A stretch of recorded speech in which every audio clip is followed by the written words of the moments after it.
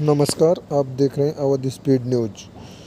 मैं हूं सुनील कुमार दुबे। देखें पूरी रिपोर्ट। कुछ मैंने समाचार में देखा कि वो अयोध्या आना चाहते हैं और मुख्यमंत्री योगी आदित्यनाथ जी से मिलना चाहते हैं। और बड़े विचार के बाद मैंने बड़ा सोच विचार किया कि विरोध करूं कि ना करूं, लेकिन मैं अपने आप को रोक नहीं पाया और मैंने एक निवेदन किया कि जब तक राज ठाकरे उत्तर भारतीयों से माफी नहीं मांगता है तब तक हमारे मुख्यमंत्री जी को नहीं मिलना चाहिए। और ये साथ ही साथ मैंने बोला कि जब तक राज ठाकरे उत्तर भारतीयों से किए गए दुर्व्यवहार के लिए, अपने कार्यकर्ताओं के द्वारा किए गए दुर्व्यवहार के लिए खेद नहीं व्यक्त करते हैं, माफी नहीं मांगते हैं, तब तक हम उनको अयोध्या में नहीं आने देंगे। आज स्थिति ये है, यदि राज ठाकरे उत्तर भारतीयों से माफी नहीं मांगते हैं तो हिंदुस्तान के कई प्रांत ऐसे हैं जिनमें वो पैर नहीं रख सकते और अयोध्या तो भूल जाएं कि बिना माफी मांगे वो अयोध्या आ पाएंगे। जिस तरह से आप काफी देश में चल रही है और बिहार से लेकर उत्तर प्रदेश राजधानी सभी जगहों से आप आ रहे हैं और यहाँ पे साधु संतों का एक बड़ा समर्थन मिलता है। क्या देखिए, ये सबके मन में एक पीड़ा थी, वो चाहे केरल का निवासी हो, चाहे तमिलनाडु का निवासी हो, चाहे बिहार का हो, चाहे बंगाल का हो, चाहे यूपी का हो। देश में धारा 370 लागू थी जम्मू कश्मीर के अंदर और किसी भी प्रांत में धारा लागू नहीं थी, लेकिन अघोषित रूप से आज भी महाराष्ट्र में एक धारा लागू है। देश के किसी भी कोने का रहने वाला आदमी वहां नंबर 2 का नागरिक है, उसको दब कर रहना पड़ता है। भैया जी कह करके उसको बुलाया जाता है, अपमानित किया जाता है, उसको बुलाया जाता है, अपमानित किया जाता है। मेरे परिवार का कोई चोट नहीं खाया है, लेकिन 2008 से जब से राज ठाकरे ये काम कर रहा था, तब से मैं सोच रहा था कि काश किसी दिन किसी एयरपोर्ट पर मेरी मुलाकात हो जाए। और भाइयों, मैं बताना चाहता हूं कि अगर मुलाकात हो गई होती तो 2-2 हाथ जरूर होता, दुनिया की कोई ताकत हो नहीं सकती। नेताजी संघर्ष करो, हम तुम्हारे साथ हैं। लेकिन आप सब लोग जानते हैं कि ये एक दरबे के अंदर रहते हैं, ये मुंबई से बाहर नहीं निकलते हैं। पहली बार ये निकलने की कोशिश की है।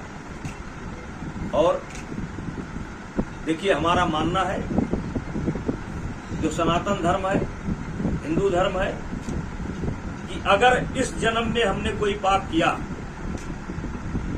अगर इस जन्म में हमने उसकी क्षमा की लिए कोई काम नहीं किया, तो हमको अपने किए गए कर्मों के अनुसार दूसरा जन्म लेना पड़ता है। और ये पाप तो राज ठाकरे ने इसी जन्म में किया है। और पहला आंदोलन है, न सत्ता पाने के लिए है और न सत्ता उखाड़ने के लिए है। ये केवल अन्याय के विरोध में है और उत्तर भारतीयों के स्वाभिमान के लिए है। और मेरी कोई चाह नहीं है। भारतीय जनता पार्टी के बदौलत मैं 6 बार सांसद बना, हमारी पत्नी सांसद बनी, बेटा 2-2 बार से विधायक है, साधारण परिवार में पैदा हुआ। कोई चाह नहीं है, चाह नहीं मैं सुरबाला के कहनों में गूंथा जाऊं। कोई इसको अन्यथा ना ले कि मैं किसी चाह के कारण कर रहा हूं। हमारे गोंडा जनपद का नाम बदला था मायावती जी ने, लोकनायक जयप्रकाश नारायण नगर कर दिया था। मैं अकेला व्यक्ति जाकर के मायावती जी के सामने खड़ा हो गया और मैंने कहा था, मैडम मेरे शरीर में खून का एक भी कतरा शेष रहेगा तो इस्लाम को नहीं होने दूंगा।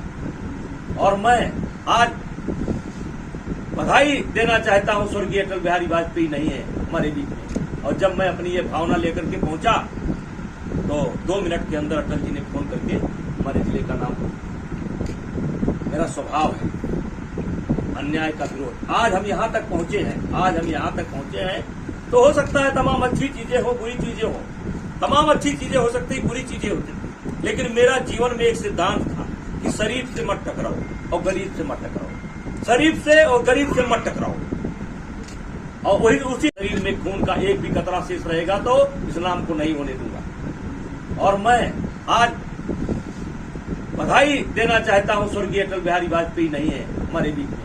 और जब मैं अपनी ये भावना लेकर के पहुंचा तो 2 मिनट के अंदर अटल जी ने फोन करके हमारे जिले का नाम, मेरा स्वभाव है अन्याय का विरोध। आज हम यहाँ तक पहुंचे हैं, तो हो सकता है तमाम अच्छी चीजें हो, बुरी चीजें हो, तमाम अच्छी चीजें हो सकती, बुरी चीजें हो सकती, लेकिन मेरा जीवन में एक सिद्धांत था कि शरीफ से मत टकराओ और गरीब से मत टकराओ, शरीफ से और गरीब से मत टकराओ। और वही उसी सिद्धांत के नाते आज यहाँ पर बैठा हूं और मुझे कोई परवाह नहीं है, कोई परवाह नहीं। मैं कभी कभी एक शेर पढ़ता हूं, किसी सोते को गफलत से जगा देना बगावत है, किसी कमजोर के हक को दिला देना बगावत है, अगर सच्चाइयों का गीत गाना ही बगावत है तो हम भी एक बागी हैं, मेरा मजाक बगावत है। कोई मतलब ना निकाले इस आंदोलन का, ये उत्तर भारतीयों का आंदोलन है और स्वाभिमान के लिए है और अन्याय के विरोध में है। अन्याय का विरोध करना चाहिए और हम करेंगे, और हमारे साथ अकेले हम नहीं हैं, अकेले नहीं हैं। आज किसी को ये गलतफहमी नहीं होनी चाहिए कि मैंने 5 लाख कहा है तो 5 लाख नहीं होगा, ये गलतफहमी नहीं होनी चाहिए।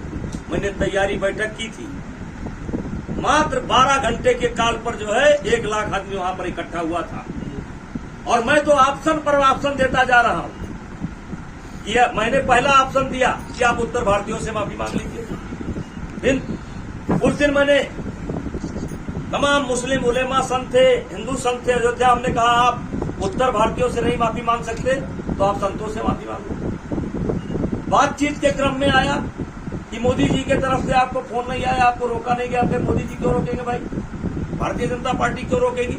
फिर मैंने कहा चलो मोदी जी से माफी मांग लो।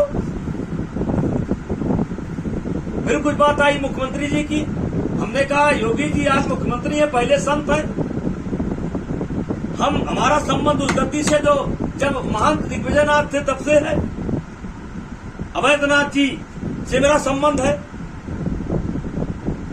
हमको भोजन कराने के बाद वो भोजन करते थे, ट्रेन में मिलते थे, अपने हाथ से निकाल करके खाना खिलाते थे। हमने कहा योगी जी मुख्यमंत्री बाद में है, पहले संत है, आप उनसे मांग लो।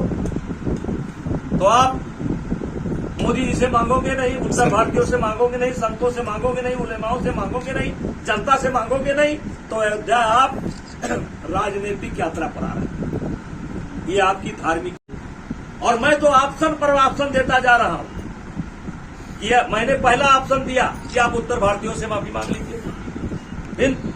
उस दिन मैंने तमाम मुस्लिम उलेमा संत थे, हिंदू संत थे अयोध्या, हमने कहा आप उत्तर भारतीयों से नहीं माफी मांग सकते तो आप संतों से माफी मांगो। बातचीत के क्रम में आया कि मोदी जी के तरफ से आपको फोन नहीं आया, आपको रोका नहीं गया, फिर मोदी जी क्यों रोकेंगे भाई, भारतीय जनता पार्टी क्यों रोकेगी। फिर मैंने कहा चलो मोदी जी से माफी मांग लो। फिर कुछ बात आई मुख्यमंत्री जी की, हमने कहा योगी जी आप मुख्यमंत्री हैं, पहले संत हैं, हमारा संबंध उस गति से जो जब महंत दिग्विजयनाथ थे तब से है, अवैधनाथ जी से मेरा संबंध है। हमको भोजन कराने के बाद वो भोजन करते थे, ट्रेन में मिलते थे, अपने हाथ से निकाल करके खाना खिलाते थे। हमने कहा योगी जी मुख्यमंत्री बाद में है, पहले संत है, आप उनसे मांग लो। तो आप मोदी जी से मांगोगे नहीं, उत्तर भारतीयों से मांगोगे नहीं, संतों से मांगोगे नहीं, उलेमाओं से मांगोगे नहीं, जनता से मांगोगे नहीं, तो अयोध्या आप राजनीतिक यात्रा पर आ रहे हैं, ये आपकी धार्मिक यात्रा नहीं है। आपको अहंकार है। जब तक अहंकार खत्म नहीं होता है तब तक धार्मिक नहीं हो पाता है। धार्मिक व्यक्ति में अहंकार नहीं होता है। और इसलिए मैं ये तय कर चुका हूं और मेरे साथ लोग हैं, मेरे साथ जनता है। मैं पूरे दौरे पर निकला हूं। 2-3 रोज के अंदर उत्तर प्रदेश कंप्लीट करके बिहार जाऊंगा। 4 प्रोग्राम मेरे बिहार में है, मेरे झारखंड में है, मेरे हरियाणा में है। ये सब कवर करके, और किसी को संदेह नहीं होना चाहिए, संदेह न करो है। रघुवंश राज ठाकरे वो देखिए मन से कार्यकर्ता, जब बाला साहब ने शिवसेना थी, ये मन से के लोगों ने पिटाई किया। हम तो ये भी कहते हैं कि हो सकता है राज साहब को पूरी बात ना मालूम हो। हम ये कहते हैं हो सकता है कि पूरी बात ना मालूम हो। मैं उनको मालूम कराऊंगा। देखो आप 70-80 हजार लोग प्रभावित हुए। मेरे पड़ोस गांव के 300 लोग रहते थे, आज देखिए घर में बैठे हैं। मैं प्रमाण दे सकता हूं। आप देखिए संत कबीर नगर के राय साहब ट्रेन में पीट कर कहते हैं। महिलाएं, लोगों ने कहा कि हम तब तक हमको केवल रहने दो जब तक हमारे घर में डिलीवरी हो जाए। मनसे के कार्यकर्ताओं ने डिलीवरी का मौका भी नहीं दिया और ट्रेन